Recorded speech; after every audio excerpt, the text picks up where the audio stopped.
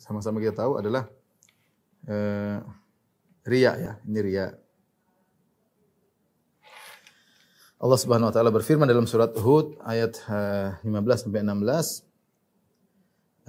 "Man kana yuridul hayatad dunya wa zinataha nuwaffi ilaihim a'malahum fiha wa hum la yubkhasun. Ulaika alladziina laisa lahum fil akhirati illa an-nar wa habita ma sana'u fiha." Barang siapa yang mencari kehidupan dunia dan perhiasannya, kami akan balas mereka di dunia. Akan tapi di akhirat mereka tidak mendapatkan apa-apa. Wa habita ma sana'u fiha, maka akan hilang amal yang mereka lakukan. Riya sebagaimana disepakati oleh para ulama, jika mengenai suatu amal, maka amal tersebut gugur ya. Ini sudah saya bahas panjang lebar dalam kitab Tauhid. Riya adalah mencari beramal karena ingin dilihat ya. Amal karena ingin dilihat. Dilihat supaya derajatnya naik. Supaya diakui atau dipuji, sanjung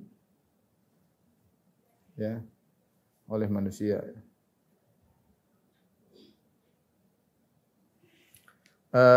Namun para ulama mengatakan jika riya munculnya di tengah, sejak awal dia ikhlas, kemudian di tengah muncul riya, maka jika dia bisa lawan itu yang terbaik, dia usir riya tersebut ya. Misalnya orang berdakwah, kemudian di tengah jalan dia sedang berdakwah timbul riya. Orang haji di tengah haji dia riya, orang salat di tengah salat dia riya, orang sedang bangun masjid tengah-tengah dia riya. Itu mungkin terjadi, manusia tidak bisa mengontrol hatinya. Hati kita lemah. Kita ingin ikhlas ternyata enggak bisa. Tapi kalau kita sadar bahwasanya hati kita riya, kita harus lawan. Kalau kita berhasil mengusir riya itu yang terbaik. Kalau enggak, yang penting kita sudah lawan. Menurut pendapat yang lebih kuat, kalau kita sudah melawan riya tapi riyanya enggak pergi, insyaallah selamat. Yang penting kita bangun amal kita di atas keikhlasan. Ya, karena hati ini memang sulit untuk dikontrol. Ya, maka jalan satu-satunya agar kita tidak riya, obatnya adalah ya menyembunyikan amalan.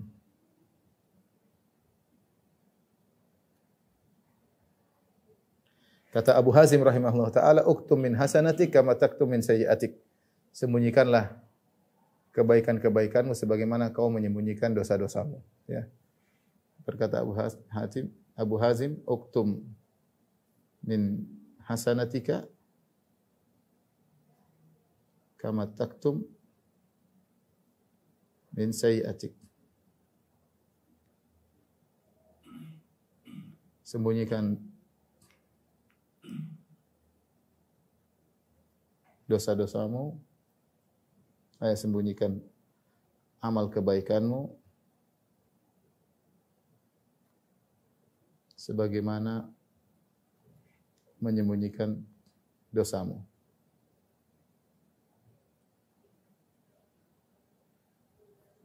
Tidak ada yang menjamin dia bisa selamat dari riya, siapapun orangnya. Kalau para sahabat saja ditakuti terjumus dalam riya oleh Nabi sallallahu alaihi wasallam, bagaimana dengan kita? Kata Nabi sallallahu alaihi wasallam, "Akhwafu ma akhafu alaikum asyirkul asghar." Fasa'aluhu faqala ar-riya. Kata Rasulullah sallallahu alaihi wasallam, yang paling aku khawatirkan menimpa kalian wahai para sahabatku adalah syirik kecil.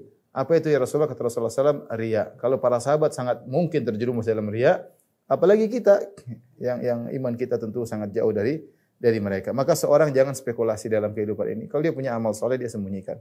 Tidak dia ceritakan kecuali darurat. Kalau enggak darurat, enggak usah dia ceritakan. Dia tidak perlu pengakuan manusia. Yang dibutuhkan adalah pengakuan Allah Subhanahu wa taala.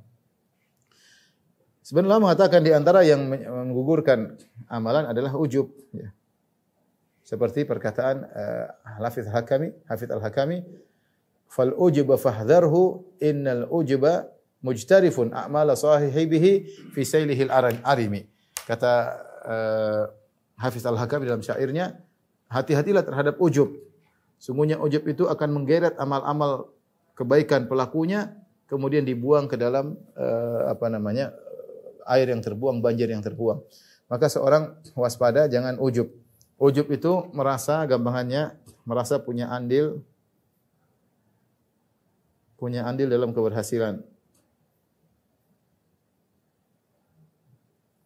Tidak boleh kita merasa demikian. Kita melakukan sebab, tapi keberhasilan kita murni dari Allah Subhanahu wa taala. Toh kalau kita pintar, yang kasih kepintaran juga Allah Subhanahu wa taala. Kalau kita sehat, yang kasih kesehatan juga Allah. Kalau kita cerdas, yang kasih cerdas juga Allah. Yang kalau kita punya pengalaman, yang buat kita bisa punya pengalaman juga Allah Subhanahu wa taala.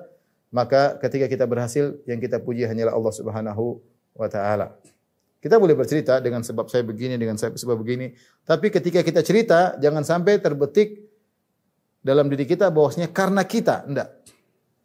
Kapan kita terbetik karena saya, maka amal kita bisa gugur karena terjerumus dalam penyakit ujub. Ya, Allah Maha tahu kalau kita bercerita, sharing pengalaman, jangan kita bilang karena saya.